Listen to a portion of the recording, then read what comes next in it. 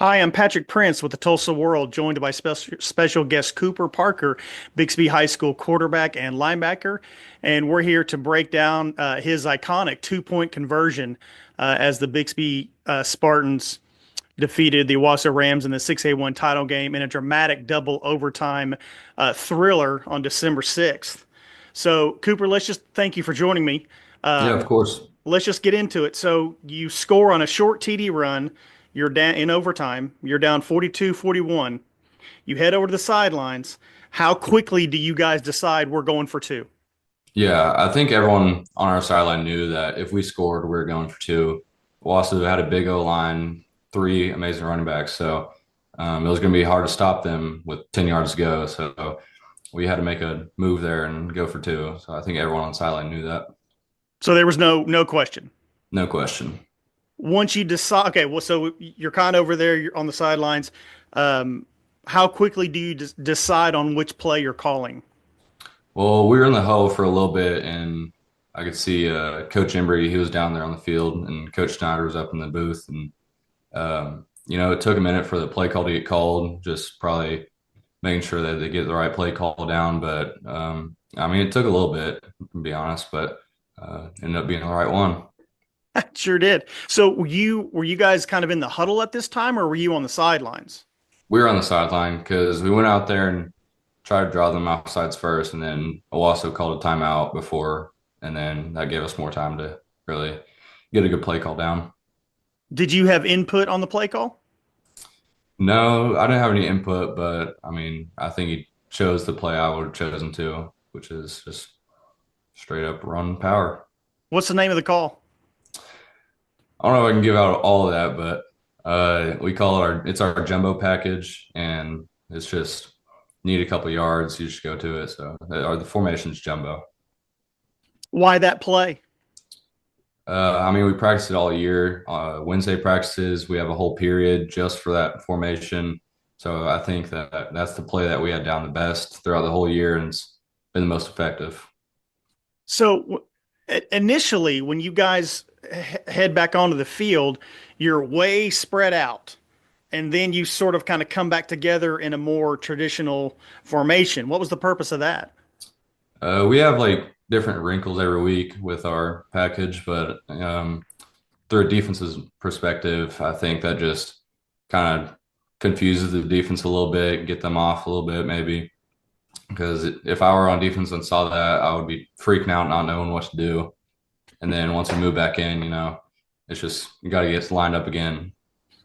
So when you guys do move back in, kind of in your more traditional, formation, you start calling out some commands, almost like in a hard count fashion, as if you're trying to maybe draw them off sides. Is that what you were trying to do there? Yeah, we were trying to draw them off sides at first, maybe get a couple yards out of it, and it would have just helped us in that if we got it. And following that, you immediately look over to the sideline. What's going on then? Yeah, I mean, we had the play call down, but you always got to look over in case the coaches, change the play call or whatever it may be. So I was just double checking that was play call, get it to the lineman. So at that moment you didn't tweak anything or change anything. You're just looking over to make sure, hey, this is what we're doing. Yes, sir. And then tell me about that. Right before you snapped the ball, there was a little shift from the right side to the left side of your fullback and tight end, I believe. Was that part of the play design, or was that something you audibled to?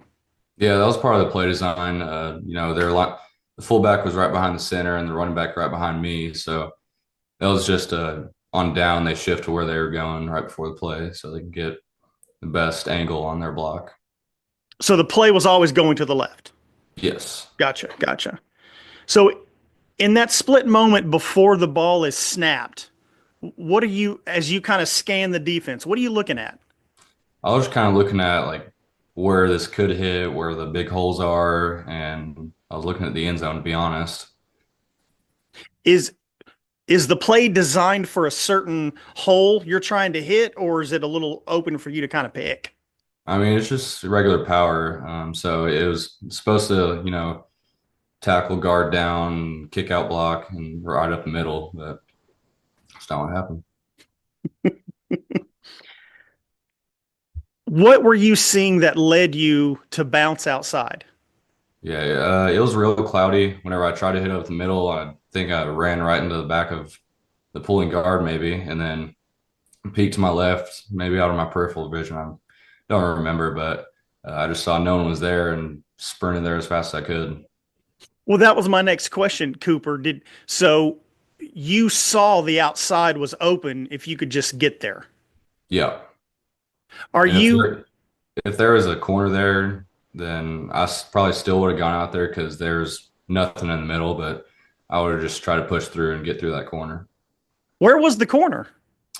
He So looking back at the film, he tried to go push the pile because at first I ran into the back of the guard. So I think he was thinking I was trying to push in. So he ran in there to try to push the pile and then went right past him.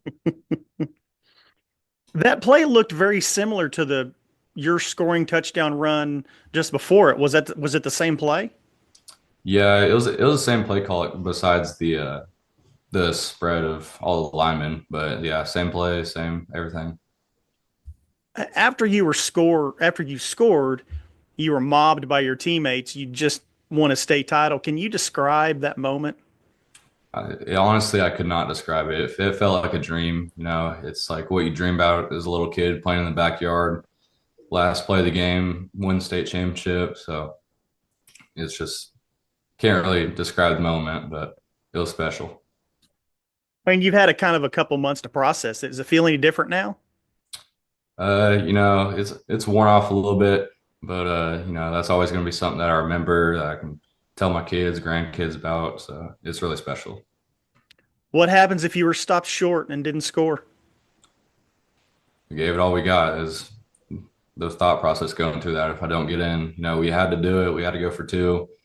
Um, it was on me if I get in or not. So that was just something I had to process before the play. That if I don't get in, that is we gave it all we got.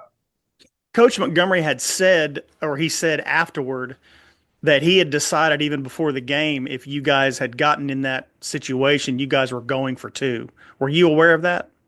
Yeah, a little bit because the week before the Jinx Owasso game in the semis, they went to triple overtime, I think. So they were talking about it throughout the week, and they were like, "We get in that situation, we got to go for two." So we were actually the last possession to tie the game. We were going to go for two, but we scored too fast. So Coach Montgomery said that we were just going to go for one and get a stop on defense. When you have a play like that where it's do or die, if you make it, you win. If you don't, you lose. Are you nervous in that moment? I mean, everyone was a little nervous, but I think the adrenaline overrode the nerves in that. I was ready to go behind that center. I think I saw you in another video where you told somebody that you said, just give me the damn ball. Is that right? Yes, sir, that is correct. So tell me how that went down. Uh, in that huddle right before that play call, before we went out there, everyone was saying, "Give me the ball," and I was telling them, "Just give me the ball, and I'm getting in. I'm not going to let y'all lose." Is it you said that in the huddle to the team? I'm not going to let y'all lose. Yes, Was there any reaction to that comment? they all believe me. They were like, "Let's go." Yeah, That's cool. That's cool. So, what are you up to these days? we're still going to Harding.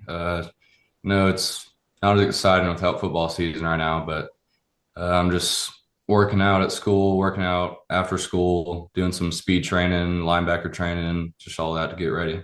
Well, hey Cooper, I really appreciate you joining me today to talk about that amazing play. Congratulations on all your high school success, and best of luck to you at the next level.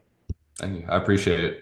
You got to always watch out for the fake, though. Always watch out for the fake. This is the offense. Now let's see.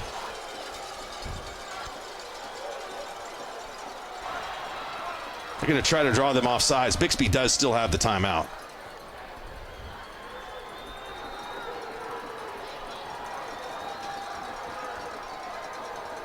They're going to go for it. Parker is around the edge.